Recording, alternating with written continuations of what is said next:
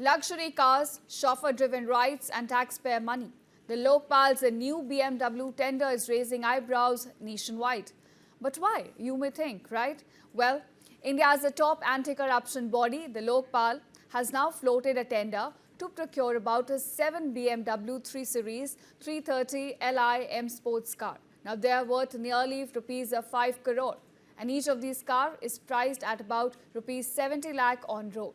And now this very tender includes a 5-year maintenance contract plus a mandatory 7-day driver training program, and all to be covered by the vendor. Now this training will familiarize staff with controls, safety systems of fuel efficiency and also driving modes. Now this very tender issued on October 16th sets November 6th as the last date for bids, with deliveries then expected within the 30 days of the order. Now viewers, the move has sparked allegations of hypocrisy and misuse of taxpayers' money, with in fact opposition leaders, activists and citizens questioning the very need for such lavish spending. Now former NITI Aayog CEO Amitabh Kant also called for cancellation of the order, suggesting that electric vehicles made in India should be used instead.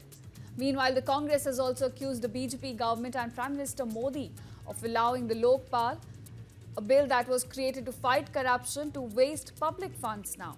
Let's listen in.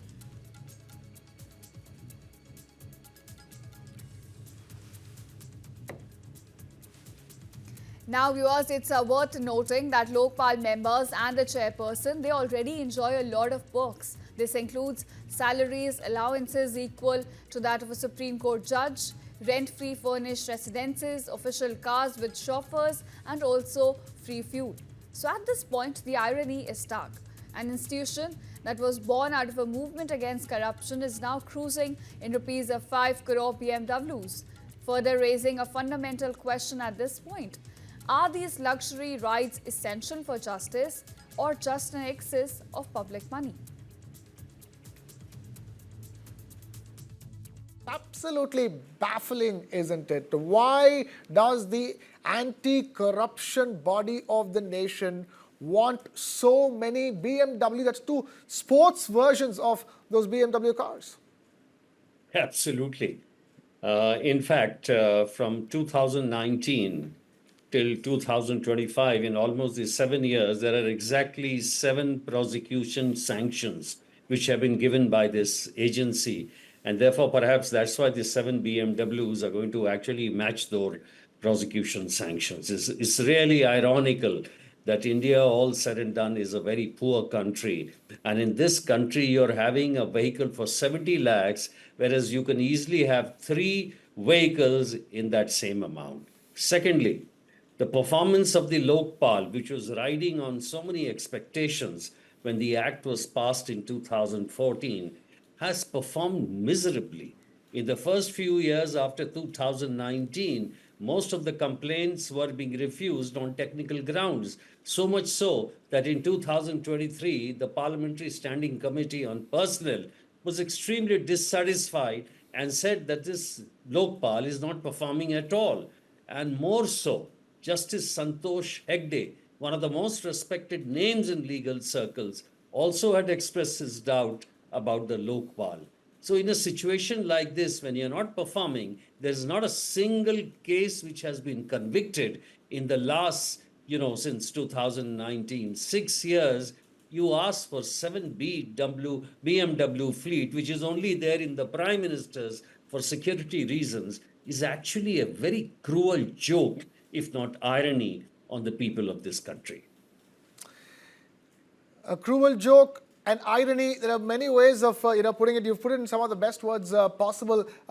But you've seen the reactions that have been coming in as well. You have former NITI Aayog chief Amitabh Kant talking about a better way of spending that money. Even if you need vehicles to be transported for the sake of transportation and mobility purposes, you can end up using some of that money. You wouldn't even need that much on India-made electric vehicles.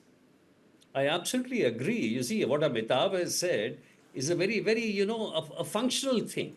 I mean, we are going in for, electrical vehicles. At least show you're a government institution, basically. You're accountable to the public. You're accountable to the national exchequer. At least take the electrical vehicles which are in sync with our national programs. We are going in for lesser emissions. We are going in for more functional and something in line with our technology needs, in line with our aims.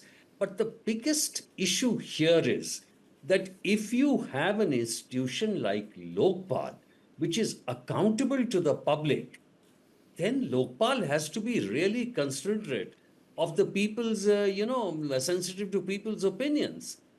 Lokpal today does not even have a proper website where it gives details of all the complaints and how they have been tackled. It just gives the block figures. The most important thing also today to consider is with this BMW thing, whether we need a Lokpal or not.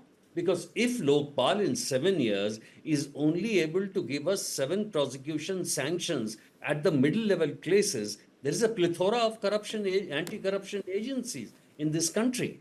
You know that that today one of the most difficult things we are tackling, that is the corruption in judiciary, that is not under the mandate of the Lokpal. So either you close down Lokpal or amend the Lokpal Act in such a manner that it is able to dodge fires where they are coming from. For example, very simple. In Bombay, you're having, these builders coming up and saying that the biggest corruption is the bribe rate by the politicians and the IS. The Lokpal should jump into something like that. Suo motu inquiries. Only then you will justify your existence, not by asking these BMW cars. It is not going to shore up your image. Yeah, and and even stranger, because Lokpal members and the chairperson already have those perks that they've been granted. There is the salaries, of course, and there's allowances, that are on par with what a Supreme Court judge gets. They have rent-free, fully furnished houses being given for them. Official cars are given to them with chauffeurs, and the fuel, is being taken. Despite all of that, even that, won't you think, is an excess? Absolutely. And in fact, let me say shyly that as Central Information Commissioner, I was myself enjoying all those facilities at that time when of course, the status was not downgraded. But the question is, we had CS cars, and the very fact that you're accountable to yourself and without any bosses, you work harder, you perform higher, you take up more and more cases per day. So today, at this particular point of time, the Lokayuk should have been a little more proactive. How to, have seminars, call in people, why we are not having more convictions in anti-corruption cases, why are the big people not being caught. The very idea of anti-corruption agency like Lokpal was to catch the big fish, like the ministers, like the MPs, etc., etc. But we have had no result. So if you're going in for something like a BMW cars, it's a kind of a shock to the people. And naturally, I totally agree with all the social media platforms which are airing this and all the comments which are coming.